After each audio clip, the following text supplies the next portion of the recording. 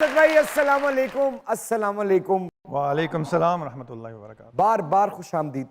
हाय हाय। आपके आने का बहुत बहुत शुक्रिया। मुझे बुलाने का बहुत शुक्रिया। वैसे तो सर किसी इंसान ने ख्वाब देखे हो तो ख्वाब तर होने के लिए अगर कोई चीज लिखी हो तो उसके साथ दश्त लफ्ज शूट नहीं करता।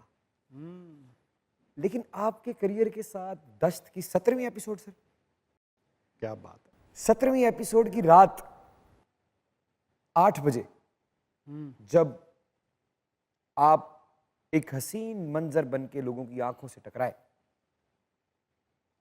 और दिल तक पहुंच गए, जब रात का चांद नींद की तरफ भागा और सूरज अपनी ड्यूटी के लिए बाहर निकल रहा था, तो असद मलिक साहब की जिंदगी में कितना बड़ा फर्क आ चुका था।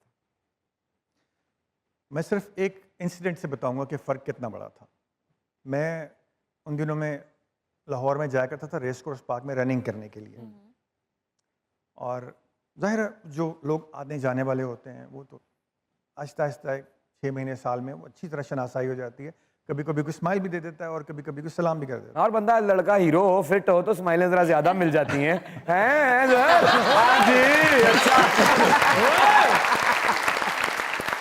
लेकिन मैं जो हैरान कुन बात बताने वाला हूँ ये, उस दिन क्या हुआ कि मैं अपनी रनिंग ख़त्म करके बस थका हुआ था, वाकई थका हुआ था, और थोड़ा सा मौसम भी ऐसा ही था तो पसीना भी आया हुआ था, तो मैं बस ढीला ढीला सा जा रहा था तो मुझे पीछे से अचानक आवाज़ आई को 70-80 लड़के गोल दायरा बना के बैठे हुए। तो मुझे आवाज़ आई एक्सक्यूज़ मी। अब मैंने देखा और कोई है नहीं तो मैं मुड़ के देखा तो मैंने असद, और मैं डर गया। मैंने कहा इनसे कोई पंगा 80 मुंडे घुटन से नहीं आ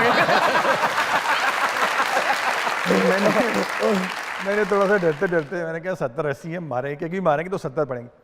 बहरहाल उसने कहा कि इस तरह करके मुझे समझना है क्या किया, एकदम फ्लैश आया। मैंने कहा कल तो मेरा एपिसोड था।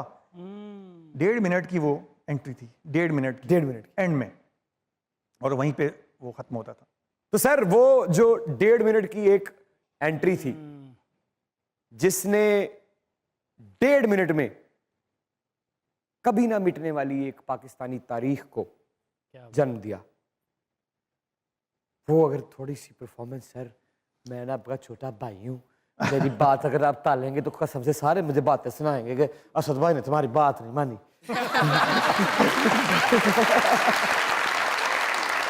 मुझे लगता है मैं सियालकोट पहुंच गया हूँ। अच्छा, इसका एक बड़ा एक ऐसा डायलॉग था जो बहुत आज भी मुझे सही से याद है, और वो एक सिचुएशन थी। इसमें 2 दोस्त होते हैं इसके, और एक इधर खड़ा हुआ और एक इधर खड़ा हुआ है।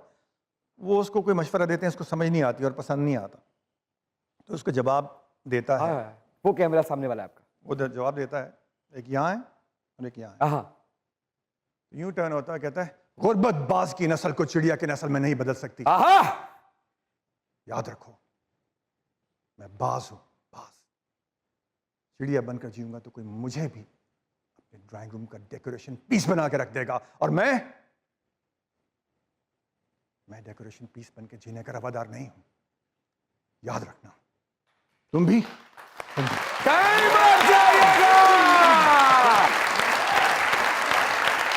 यही रहिएगा क्योंकि दुनिया न्यूज पे मौजूद है legendary Asad Malik, and you guys are watching your favourite late night show called Muzakarat. Keep on watching.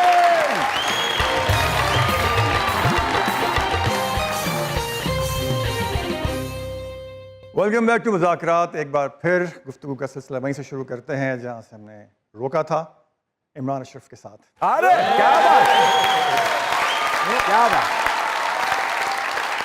क्या बात। Sir looking dashing like always. Hi hi. Sir आप जैसे खूबसूरत हीरो को फैंस तो बहुत सारी आई एम श्योर मिलती होंगी, कोई ऐसी क्रेजी फैन इनकाउंटर जो आपको आज तक याद हो? सर और खतरनाक किलर। बहुत सारे। उनमें से सरे फहरिस्त जिसमें आप भी थोड़े से हो गए ऐसे इंसिडेंट्स तो बहुत सारे हुआ करते हैं, और जाहिर है जो पब्लिक फिगर्स होते हैं उनके साथ ऐसा होता रहता है जी।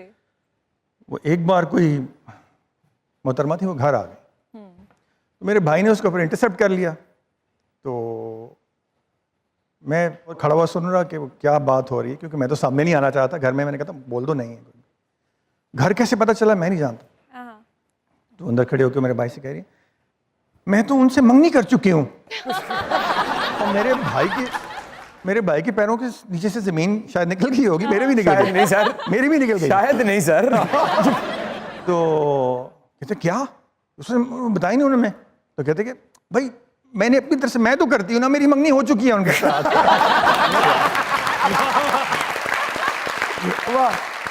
तो बस ये एक बहुत ही क्रेजी बात थी मेरे हिसाब से। तो इससे ज्यादा क्रेजी मैं किसी चीज को नहीं समझता। एक सवाल जो आप समझेंगे इमरान अशरफ आपसे पूछ रहे हैं, वो मेरे लिए भी जरूरी है जरा